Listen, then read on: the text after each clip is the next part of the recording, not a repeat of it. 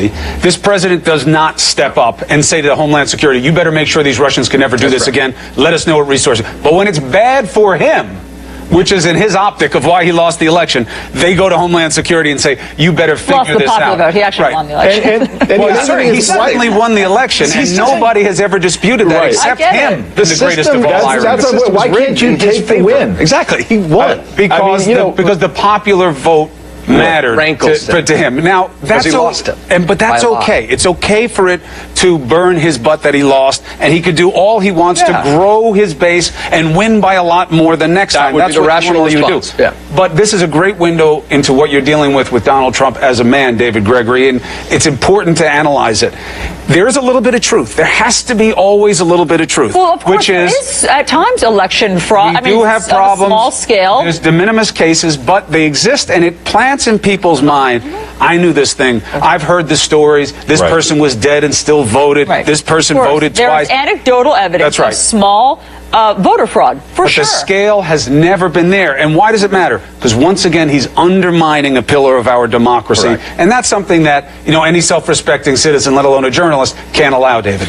Well, and look, this is part of his, what I think both supporters and critics would say, his political skill. It's cynical, of course, but it's all part of undermining any case against him. Look at the concerted effort to undermine the Russia investigation. If there's something there, it will be billed as selective prosecution and that the fix was in from the beginning. And if it comes up short, then it will be the deep state and the media and everybody concocting something. So he's got it covered all ways. And this is this megalomania to say, oh, no, I didn't win the popular vote only because of, this reason, when, let's go back to what was an amazing political coup on the part of Donald Trump, upending the Republican Party, overcoming the Democratic establishment. But, why isn't that enough?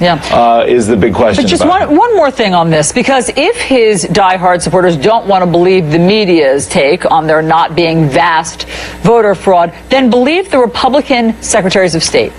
So the Republican secretaries of state, this is not a Democratic whitewash. The Republican secretaries of state said, not in our state. We don't have evidence. Sure, we have anecdotal evidence in some precincts that somebody came, they didn't know they had moved, they tried to vote twice. They prosecuted a handful of cases. Absolutely. So so this is why, that's part of why they couldn't get any secretaries of state and states to cooperate, because, as you say, it was a waste of time and spinning their wheels. Also, because, as you know, the White House first started asking for people's dates of birth, social security numbers, and the secretaries of state were like, whoa, why are we handing you over all? A lot of them don't even have it. Of course. And why are we handing over personal voter information? That's not a violation of principles of federalism. I don't know why people would get. And then they went after people being registered in different places as proof, and they had people in their own administration. Exactly. Including Bannon, who was registered in different places. In multiple states. Look, we do need election reform in this country. We could use a comprehensive study about voter disenfranchisement, about voter suppression. Yeah, but not an ideological-driven organization like this was.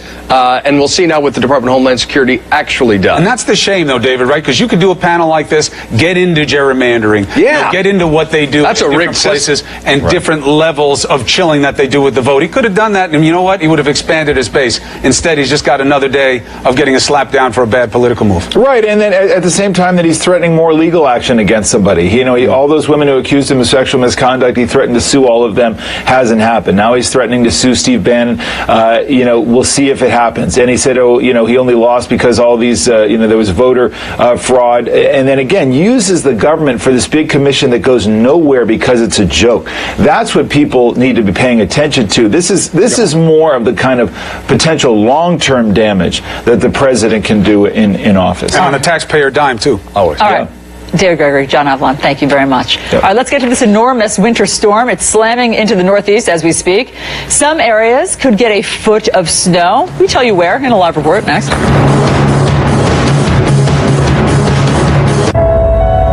Choose to go, to indulge your curiosity, explore a new road.